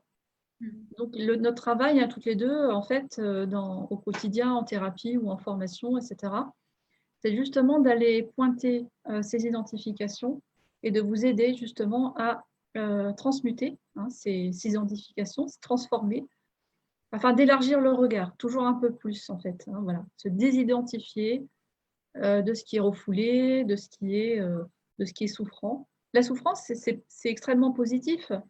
Euh, c'est la souffrance qui nous permet d'aller chercher justement à nous guérir et à nous dépasser. Sans cela, en fait, on serait en fait, vous voyez tout à l'heure le masculin, l'archétype masculin qui lui, en fait, dans sa lumière ne bouge pas, on serait en fait dans cet état-là en permanence. C'est-à-dire que si on souffre quelque part, nous sommes en vie. Voilà. Donc en fait, c'est quand même extraordinaire. Par contre, effectivement, si je m'identifie à la souffrance, c'est-à-dire que si je fais que ma vie tourne autour de cette souffrance, que tous mes plans tournent autour de cette souffrance, évidemment que ça va être un enfer sur Terre. Par contre, si je commence à m'en détacher et à regarder un peu autour, effectivement, je peux voir qu'il y a d'autres choses, il y a d'autres plans plus larges, et je peux en fait prendre du recul et ne plus avoir la tête dans la problématique et pouvoir avoir une vue plus large. Je pense que c'est un travail de minutie, un travail très long, mais au fur et à mesure en fait de ce nettoyage, si je peux dire ça comme ça, on va pouvoir laisser la lumière, tu le disais tout à l'heure Anne-Laure, laisser la lumière pénétrer complètement dans notre corps et pouvoir aussi dissoudre toutes ces identifications, toutes ces sous-personnalités. Alors, ce n'est pas l'ego. Alors, l'ego, c'est autre chose. Enfin, ça, peut-être qu'on en parlera un autre temps, peut-être sur un chakra. Mais en tout cas, voilà, le but étant de laisser apparaître, comme le disait précédemment, je ne sais plus dans les questions, voilà, laisser apparaître l'amour par le cœur et par le divin, en fait, simplement. Le laisser transparaître à travers notre être, sans qu'il soit filtré par les croyances, on en parlait tout à l'heure, et par la souffrance. Voilà. Alors, il n'est pas question d'être désincarné, non plus, pas devenir, on va dire, des divinités, nous le sommes déjà, mais nous sommes venus en fait alchimiser la matière, c'est totalement autre chose. Alors j'ai eu d'autres questions. Il y a eu une question passée sur les 5 sens. Y a-t-il une corrélation entre les 5 sens et les chakras? Alors oui, il y en a.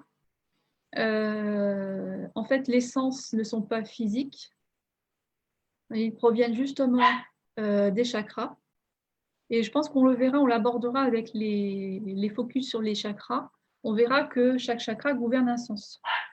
Et d'ailleurs, c'est une connaissance qui est extrêmement détaillée dans les textes sacrés venant d'Inde, où tous les sens sont décrits, sont expliqués et sont rattachés en fait à ces chakras. Et nous n'avons pas que les sens physiques, nous avons aussi des sens subtils qui sont la prolongation de nos sens physiques. Donc nous sommes beaucoup plus riches qu'on ne le pense, de plein de sens différents. Est-ce que tu as quelque chose à compléter ou Une autre question de Pierre. Avez-vous pu constater que la décristallisation et l'équilibrage d'un chakra entraînent la guérison d'une maladie génétique associée? Là, on parle de gènes. Oui.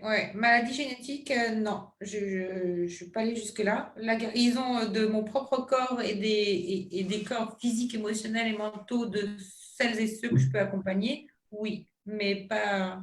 Voilà. Et j'aimerais bien pousser plus loin, avoir l'expérience d'eux, mais pour l'instant, de toute façon. Alors, il faudrait en fait travailler sur les gènes directement, puisque c'est une maladie génétique, donc c'est quelque chose qui est. En fait, dans les gènes, dans nos gènes, il y a des multiples programmes qui sont venus s'imbriquer parmi, on va dire, notre potentiel génétique, on va dire, originel. Nous avons un potentiel génétique originel qui est absolument phénoménal, sauf que notre incarnation et notre, on va dire, notre entrée dans la densité a fait que cet ADN est amoindri, on va dire, à son minimum. Et nous récupérons au fur et à mesure nos potentiels. Et au jour d'aujourd'hui, C'est contagieux!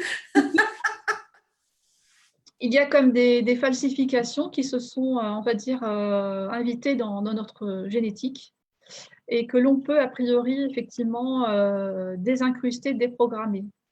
Il y a plein de systèmes de guérison et de techniques qui sont en train d'émerger à ce propos. Et nous sommes aujourd'hui à même de pouvoir modifier notre génétique. Alors moi, je démarre en fait ce travail, donc je ne peux pas donner un exemple de guérison par rapport à cela. Mais en tout cas, je commence à entrer dans cette technique, essayer de voir comment est-ce que l'on peut en fait reprogrammer l'ADN pour retirer effectivement tous les programmes par défaut. Alors il y a des autorisations, bien sûr, il y a voilà.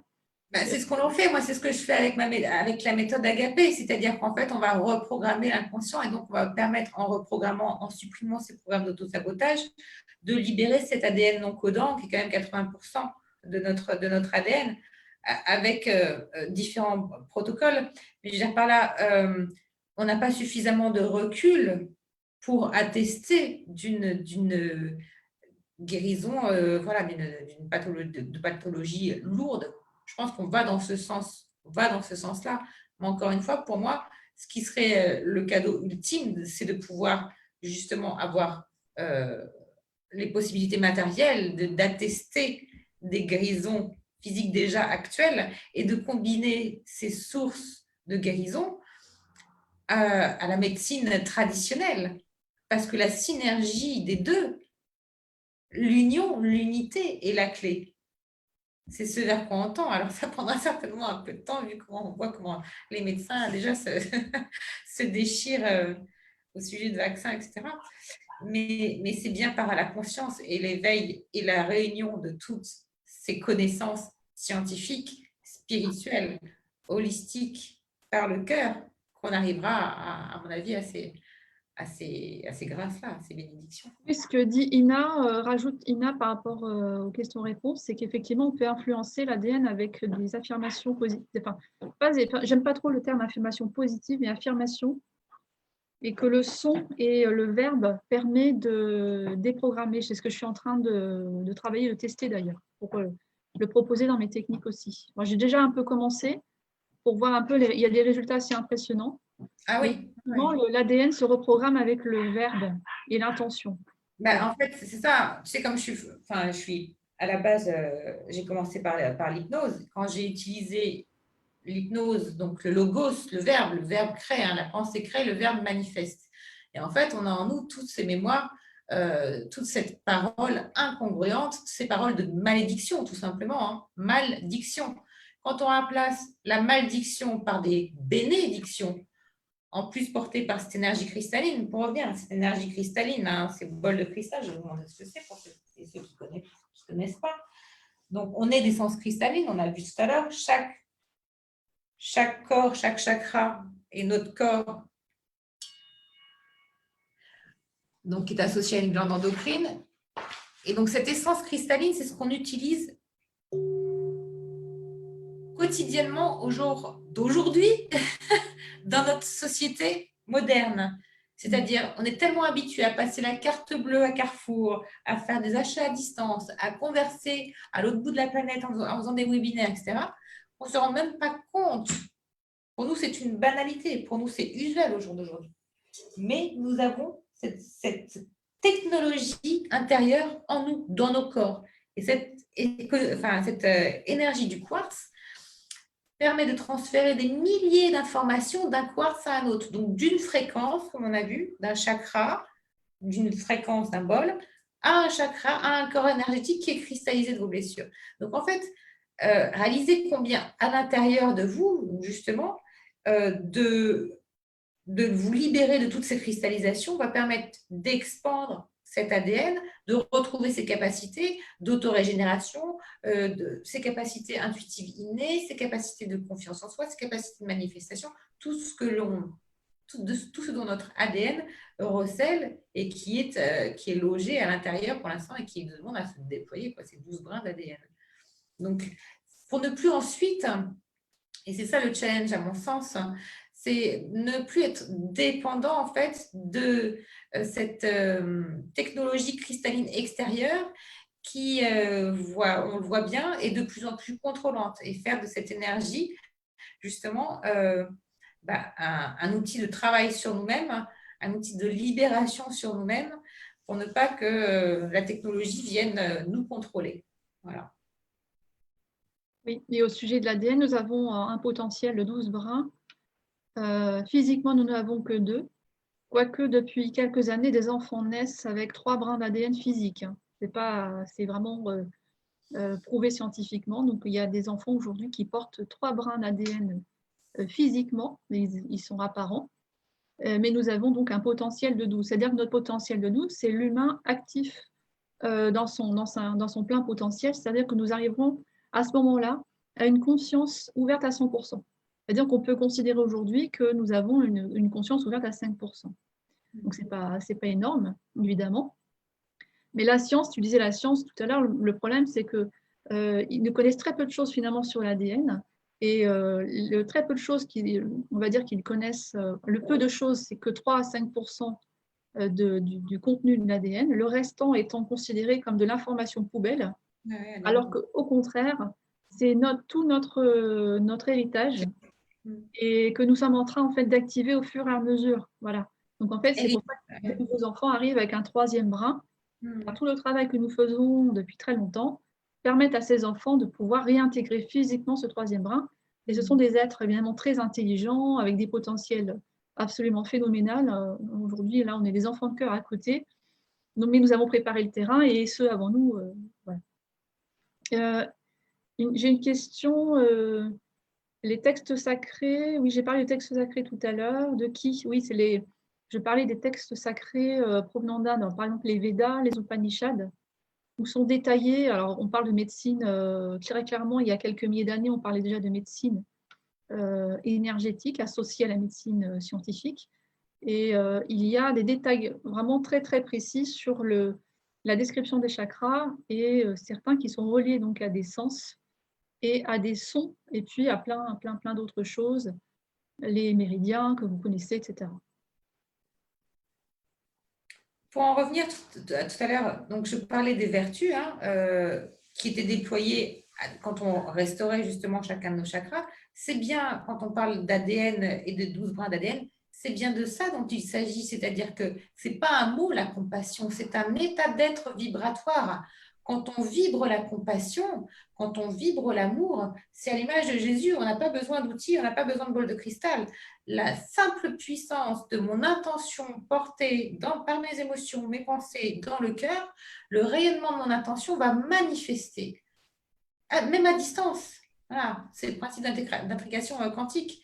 Je peux manifester. Jésus a dit, vous ferez des miracles bien plus que moi-même. Et c'est ça, en fait. Pour moi, il est là, ce trésor de guérison sur tous les plans. Juste être. Alors, j'ai une autre question de Pascaline. Je pense qu'après, on va s'arrêter là. Parce qu'il est déjà, on a bien explosé le temps.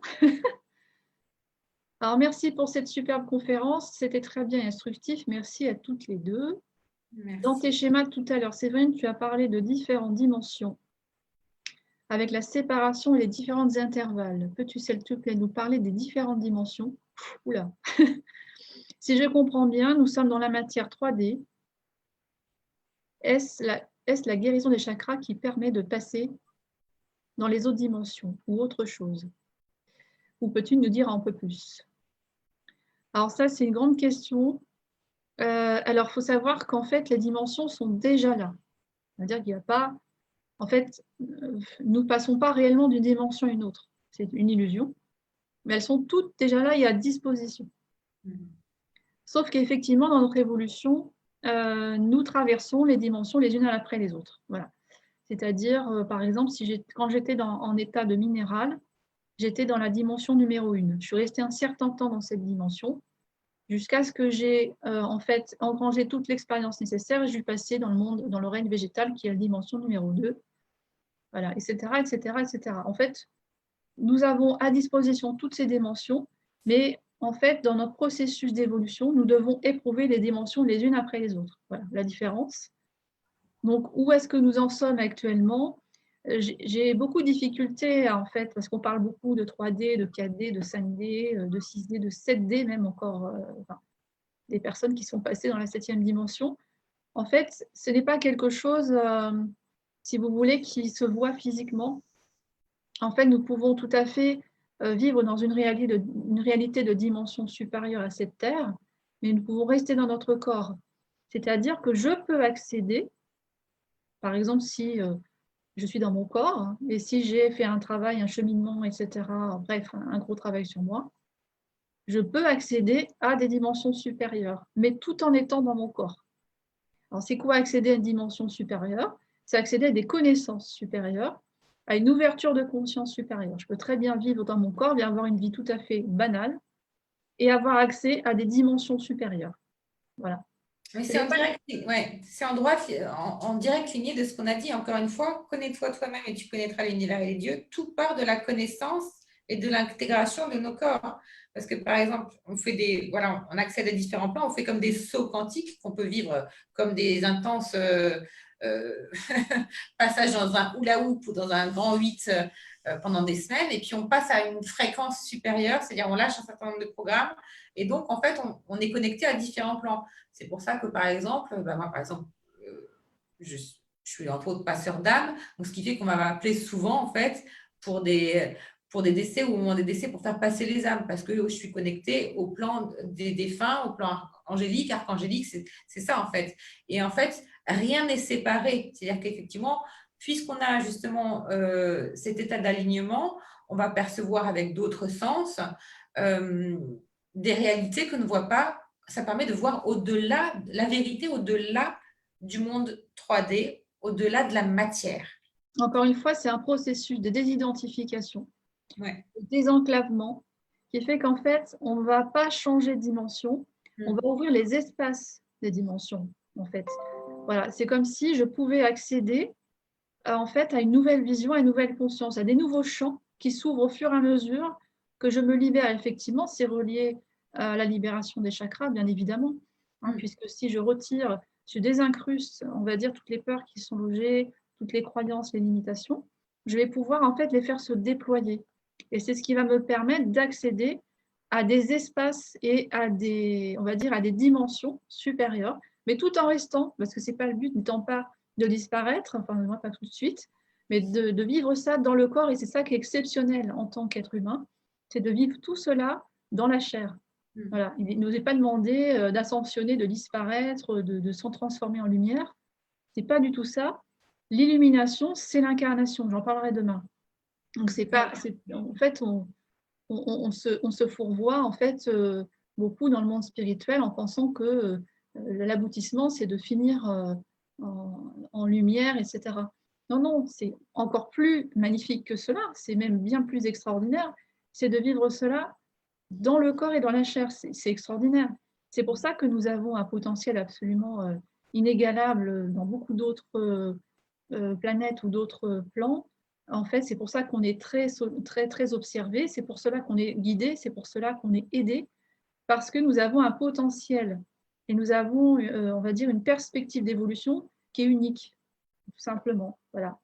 Donc, on ne passe pas donc d'une dimension à une autre. En fait, on les décloisonne au fur et à mesure et on peut y accéder en fait au fur et à mesure. Alors, je ne sais pas combien il y a de dimensions, je crois que c'est absolument phénoménal. C'est-à-dire que c'est fractal, on ne peut pas voir ça en linéaire. C'est pour ça que je disais tout à l'heure, je vous ai présenté ça d'une manière linéaire, mais ce n'est pas linéaire, c'est fractal. Voilà, c'est compliqué à comprendre, mais voilà. Donc, en fait, en réalité, nous nous illuminons, mais dans l'incarnation. J'en parlerai un peu plus demain de ça. Voilà. C'est juste une histoire, on va dire, d'accéder à d'autres espaces de nous-mêmes et que nous avons l'impression d'être coupés, mais non. C'est juste que nous nous identifions à nos peurs et nos souffrances. Voilà, je crois qu'on va en finir là. On programme un nouveau webinaire pour faire suite à celui-ci et on ira vraiment faire un focus. Pour commencer, sur le chakra racine, sur l'ancrage, sur tout le monde qui est le chakra racine. Vous avez vu tout à l'heure dans les dimensions, la dimension du rouge, la dimension de couleur rouge, donc du chakra racine, c'est un monde. Donc, on va essayer on va dire de le transposer, nous, à notre corps physique, bien sûr, pour que ce soit concret. Mais on commencera par celui-ci, on va le programmer. Voilà, merci. Alors oui, le prochain webinaire, c'est demain à 15h, toutes les deux à nouveau. Donc, je vous présenterai donc le thème de l'incarnation. Et puis, il y en a d'autres qui suivent, donc je les annoncerai au fur et à mesure. Voilà. Merci à tous. Merci d'être... Merci à tous de votre attention. Très belle fin de journée. Dans le cœur, sérénité. Alors oui, il y a une question. Est-ce qu'il y aura un replay? Un replay, oui, il y en aura un, puisque en fait... ah ben non, je n'ai pas enregistré. Tu ne l'as pas enregistré? Non. Oh non. Excellent. Tout à l'heure, quand on a démarré le webinaire, j'ai dit tiens, il faut que j'enregistre, puis je suis passée sur autre chose et puis je ne l'ai pas fait. Ouais. Et c'est comme ça. Voilà. Tout est juste. Mais dans l'acceptation, par contre, en fait, ils sont visibles encore un certain temps sur Facebook, puisqu'il est en live actuellement sur ma page. Donc là, de toute façon, il est visible encore. Alors peut-être qu'on peut le récupérer, je ne sais pas. Je verrai, j'en sais rien. Mais bon, vous voyez comme quoi, il faut accepter. L'acceptation, c'est bien. Comme ça. Voilà. Ouais. C'est un premier jet et puis il restera ainsi. Exactement. Voilà, mais merci à tous. Peut-être à bientôt et puis passez une bonne fin de journée. Voilà. Et meilleur pour vous. Au revoir, ciao, ciao.